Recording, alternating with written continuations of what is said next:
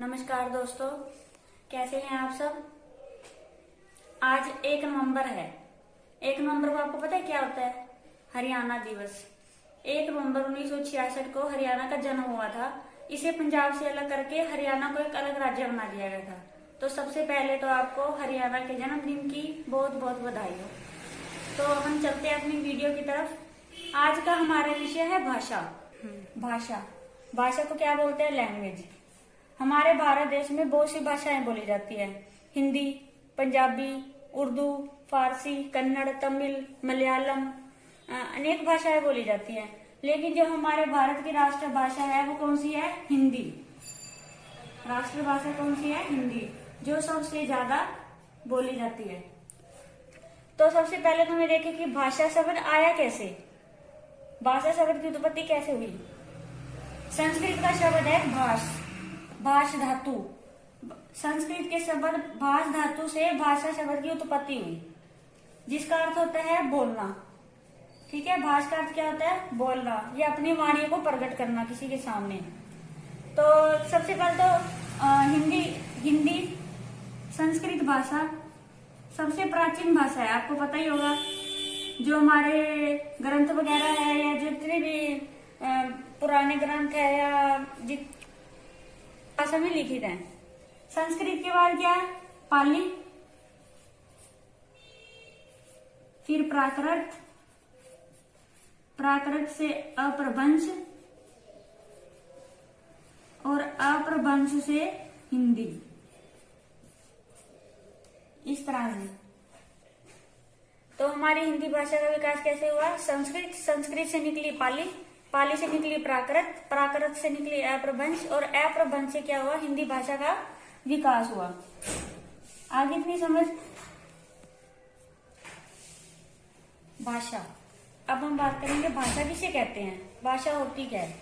भाषा वह साधन है जिसके द्वारा हम अपने मन के विचार या तो किसी के सामने लिखकर प्रकट करते हैं या फिर उसे अपने मुख से बोलकर प्रकट करते हैं।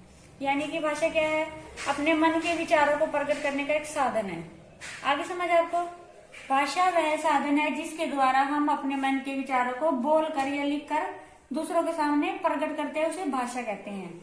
जैसे कि कोई भी आप भाषा लिख दो, एग्जाम्पल के तौर पर हम लिख देते हैं हिंदी, फारसी, कोई भी, बहुत सारी भाषाएं हैं। ठीक है, उसके बाद भाषा कितने प्रकार की होती है? 2 प्रकार की। कितने प्रकार की होती है? 2 प्रकार की। इस तरह से देख लीजिए, ये होगी भाषा। इसके बाद हम इसे 2 में कर देंगे। नंबर 1 तो हो जाएगी लिखित, नंबर 2 हो जाएगी मौखिक। हिंदी, जो हमारी हिंदी भाषा है उसे इसे 2 ही मतलब कि 2 ही इसे भेदों में बांटा गया है। लेकिन क्या है, संस्कृत में इस संस्कृत में भाषा को 3 भेदों में बांटा गया है। उसमें लिखित, मौखिक, मौखिक के साथ एक सांकेतिक भाषा का भी प्रयोग होता है। वो मैं आपको बताती हूँ। लिखित भाषा में क्या होता है? लिखित भाषा में होता है जिससे हम अपने मन के विचार जो होते हैं सिर्फ उसे लिख कर प्रकट करें, लिख कर।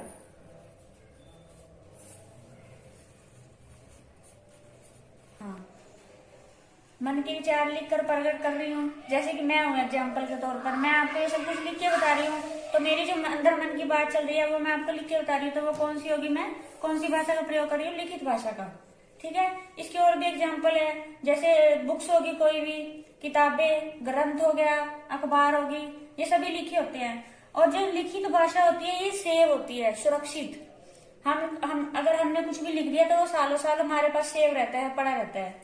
मौखिक भाषा, मौखिक क्या होती है? ये सेव तो नहीं होती। मौखिक, इसमें क्या होता है? हम अपने जो मन के विचार होते हैं सिर्फ बोलकर दूसरों के सामने प्रकट करते हैं। लिखित भाषा हम लिख कर भी रख सकते हैं। जैसे कि कितने पुराने ग्रंथ हैं, उन्होंने उनके जो भी विचार थे वो आज भी हमारे पास सुरक्षित है। मतलब कि आज भी हमारे पास लिखे हुए हैं कि किस राइटर ने क्या कहा, मतलब किस पीर फकीर ने क्या कहा, वो सब कुछ हमारे पास लिखित है। लेकिन मौखिक क्या होती है? ये सुरक्षित भाषा नहीं होती। इससे सिर्फ हम अपने मन के विचार दूसरों के सामने प्रकट करते हैं। एग्जाम्पल के तौर पर इस पे क्या आ गया? तो इसके एग्जाम्पल क्या आ जाएंगे? बोलकर। यूं समझ लो कि टीचर है, अपने बच्चों को कैसे पढ़ा रही है, बोल के पढ़ा रही है, तो वो कौन सी भाषा का यूज कर रही है, मौखिक भाषा का। तो इसके साथ में आपको थोड़ा सा सांकेतिक भाषा भी बता देती हूँ। सांकेतिक भाषा ये तो होगी लिखकर, ये होगी बोलकर।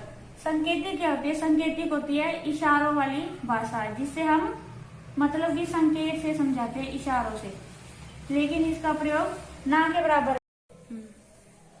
आगे हम चलते हैं भाषा। भाषा के 4 और अन्य भेद होते हैं। नंबर 1 कौन सा, मातृभाषा। नंबर 2 राष्ट्रभाषा। नंबर 3 राजभाषा। और नंबर 4 मानक भाषा। ये शॉर्ट क्वेश्चन भी आ सकते हैं। मातृभाषा कौन सी होती है, जो हम अपनी माँ से सीखते हैं, यानी कि माता से सीखते हैं, उसे हम कौन सी भाषा बोलते हैं, मातृभाषा। आगे समझ। उसके बाद है राष्ट्रभाषा, वो वाली भाषा जो सिर्फ मतलब कि उस राष्ट्र में बोली जाती है, मतलब कि सिर्फ उस क्या बोलते हैं, राज्य में, स्टेट में। तो हमारे जो भारत देश में है 22 भाषाओं को राष्ट्रभाषा का दर्जा दिया गया है। जैसे कि अब हरियाणा है, हरियाणा में हिंदी बोली जाती है। पंजाब है, पंजाब में पंजाबी बोली जाती है। हरियाणा में हिंदी, पंजाब में पंजाबी। इसी तरह 22 भाषाओं को जो क्या है, राष्ट्रभाषा का दर्जा दिया गया है। उसके बाद है राजभाषा। राजभाषा मतलब कि पूरे देश की कौन सी भाषा होगी, हिंदी। आगे समझ। मतलब कि राजभाषा पूरे देश में जो सबसे ज्यादा बोली जाती है, उसे राजभाषा का दर्जा दिया गया है, हिंदी को।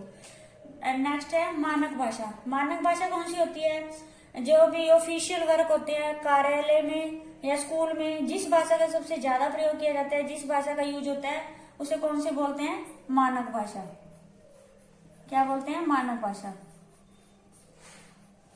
वैसे इसका कुछ शॉर्ट क्वेश्चन आ सकते हैं, ऐसा कुछ नहीं है अभी लेसन में या किसी में आएगी, इतना ही। तो आपको भाषा का चैप्टर पूरा समझ आ गया होगा। आई होप कि आपको समझ आ गया होगा। आप मेरी वीडियो को इसी तरह देखते रहें, लाइक करें, कमेंट करें और ज्यादा से ज्यादा प्लीज शेयर करें। Thank you.